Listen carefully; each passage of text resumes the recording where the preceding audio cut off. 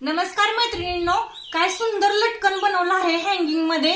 तर हे लटकन कसं तयार करायचं ते पाहूयात, चला।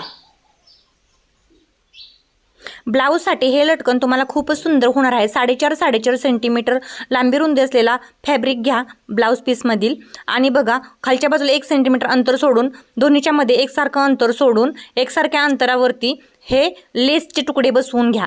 आता बघा हँगिंगची जी लेस असते ना, म्हणजे मोत्यांची, ती खालच्या बाजूला आतल्या साईडने बसवून घ्या। दिसायला खूप सुंदर दिसते ही लेस। बघा किती छान लटकन, छोटे छोटे लटकन आहे त्याला, इतका मस्त हा लटकन तयार होणार आहे। आता दुसरा पण पॅच अशाच प्रकारे तयार करून घ्या। दोन्ही पॅच तयार करून झाले। आता मधोमध याच्यावरती काय करायचं, आपली जी नॉड असते ते ठेवायची आणि शिलाई करून घ्यायचं। तर बघा शिलाई केल्यानंतर लटकनचा शेप किती छान तयार झालेला आहे। हँगिंगचं हे लटकन दिसायला किती सुंदर दिसत आहे।